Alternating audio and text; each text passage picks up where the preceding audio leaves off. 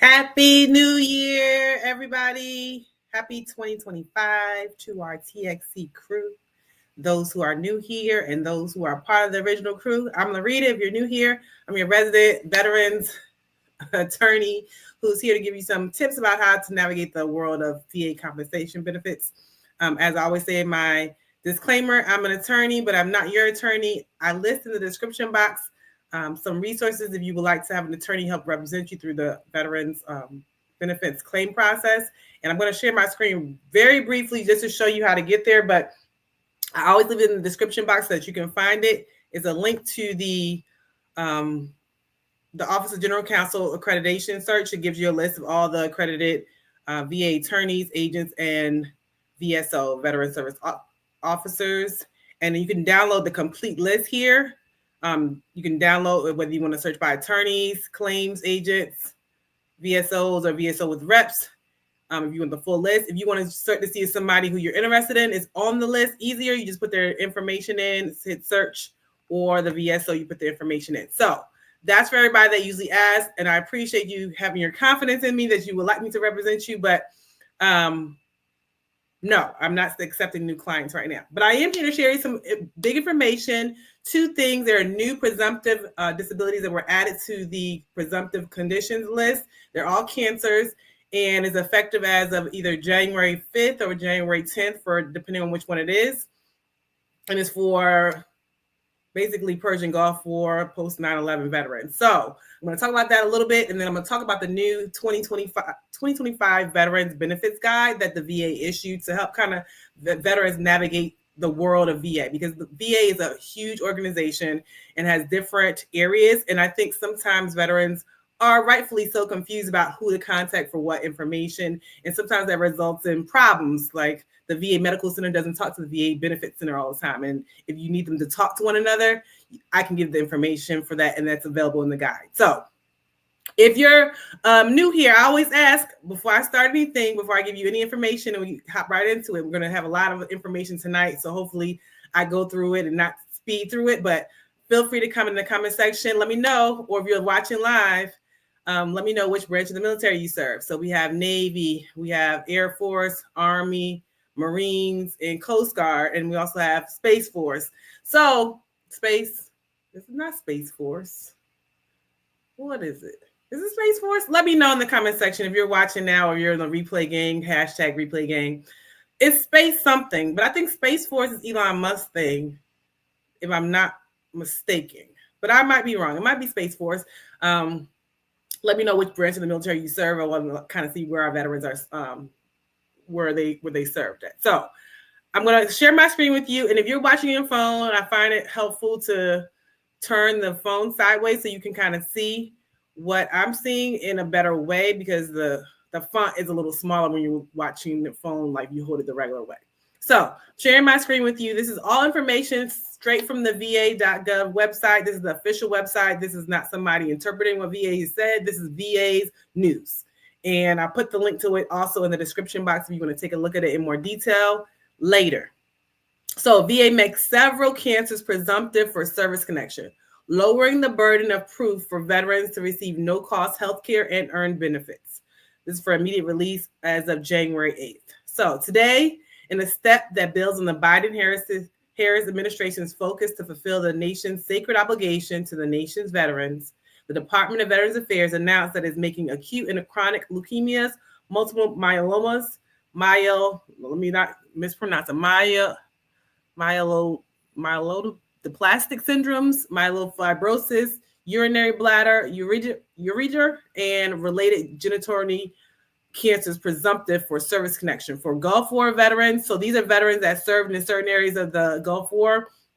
That's Somalia or Southwest Asia theater of operations, which includes Iraq, Kuwait, Saudi Arabia, the neutral zone between Iraq and Saudi Arabia, Bahrain, Qatar, the United Arab Emirates, Oman, the Gulf of Aden, the Gulf of Oman, the Persian Gulf, the Arabian Sea, the Red Sea, and the airspace above these locations during the Persian Gulf War on or after August 2nd, 1990.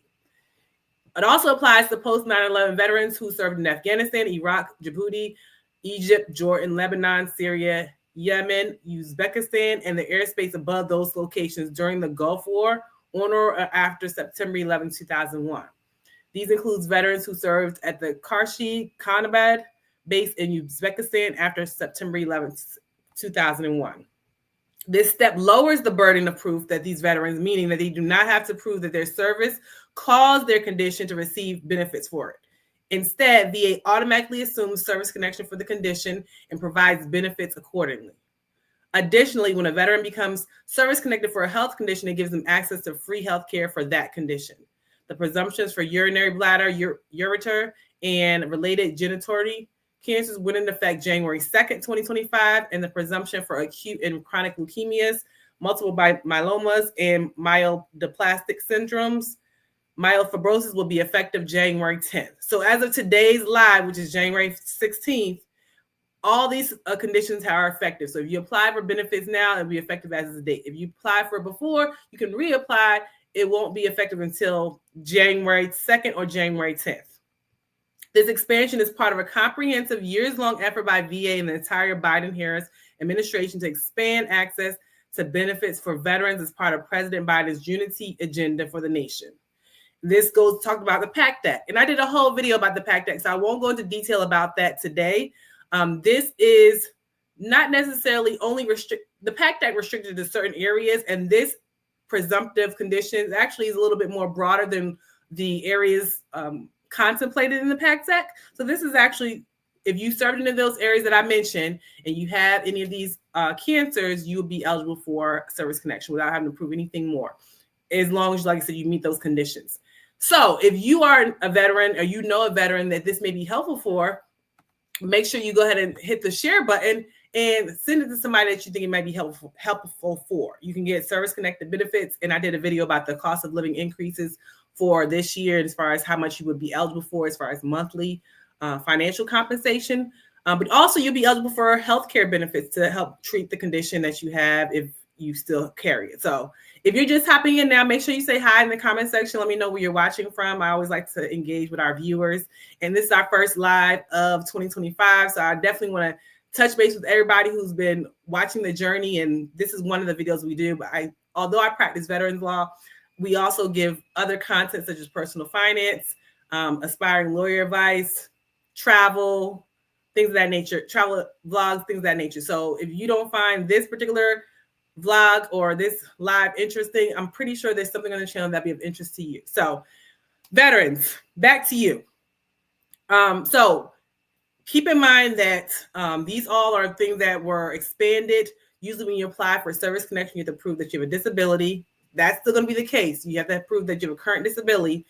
You have to prove that something happened in service and that there's a connection. What presumptive does is take away those other two obligations. You have to just prove that you have a current disability and that you served in a particular area during that particular time frame, and you get the service connection granted for you. So hopefully this is helpful to a lot of veterans. The PACT Act saw a high increase in grants for service connection claims. So I thought that was a good thing. And like I said, I go into way more depth for the PACT Act videos. I think I did at least 2 of them, if not more. So if you missed that, check that out. The second thing I wanted to talk about is the new 2025 Veterans Benefits Guide, which I want to bring up because I often get questions and I often see in my practice that veterans don't know how big VA is and that you need to call certain areas to get certain information about. I did a video about life insurance. I did a video about compensation benefits. I did a video about how you get VA, get approved for VA loans to buy homes, things of that nature, right? These are all different parts of VA, and you kind of have to navigate a bigger world of it. And so I thought it was great that they came up with this 2025 Veterans Benefits Guide to kind of put it all in one form. So let me share my screen with you. And let me just see. We have a shout out. Shout out Sherry. Hi, Sherry from Georgia. I hear Georgia got the snow. I'm in Texas. So let me know where you guys are watching from. I'm in Texas. We're supposed to get snow next week. And I was like, what is going on? This is how you know global warming is real. We got snow in Georgia where they normally don't get snow. We're going to have snow here in Texas, in the lower part of Texas, because Dallas got it, but I'm in the Houston area. All right, let me share my screen with you so you can see. And like I said, if you're hopping on now, turn your phone sideways if you're watching from your phone so that you can see. So This was released as of 2025, and this is another link I believe I put this in the description box. So check it out. It's a treasure trove of information in the description box. But this is it's a spread the word. The 2025 Veterans Benefits Guide is now available. This is as of January 14th, and it gives you federal benefits for veterans, their dependents, survivors, and caregivers. As part of our commitment to provide world-class care and benefits to those who have served our nation, VA is pleased to present the 2025 VA Federal Benefits Guide for veterans, dependents, survivors, and caregivers. Have you applied for VA care, benefits, and services? Unsure what else you may be eligible for? Don't miss out what you've earned. Check out this handy reference guide to learn more. The handbook contains a comprehensive list of VA programs, including phone numbers and websites for easy reference. It gives a wealth of information, including compensation, life insurance, pension and fiduciary services, education benefits, economic development and employment, home loan guarantee programs, and housing assistance and mental health resources. So it's a hyperlink here, and it takes you to the page. And the guide is about 120 pages long, and it basically goes through it. You can go through and find out all the information for each one. If you want to find information for the cemetery, the headstone and markers information.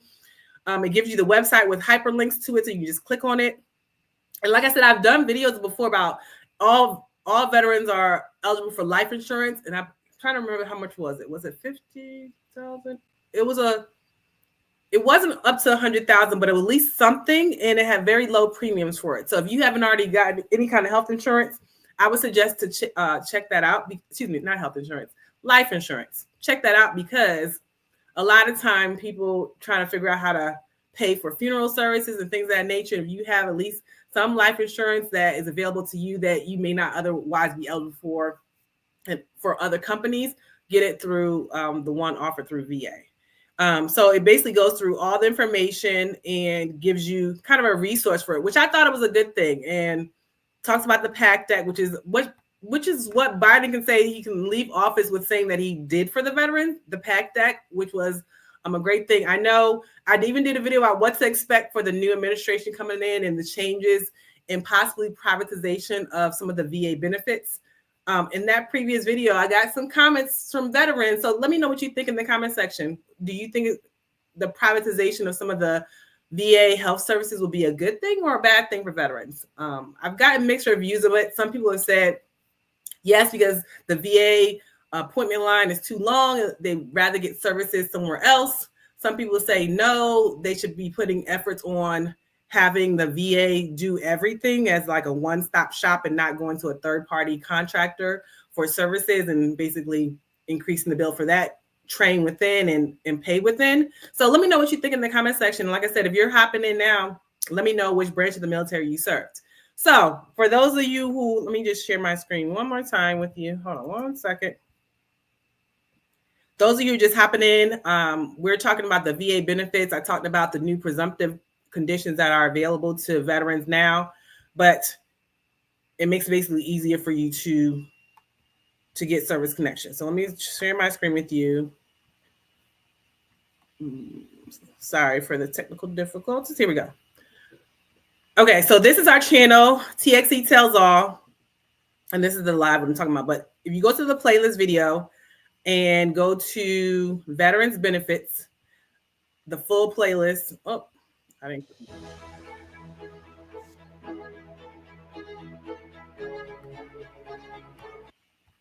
If you go to the full playlist,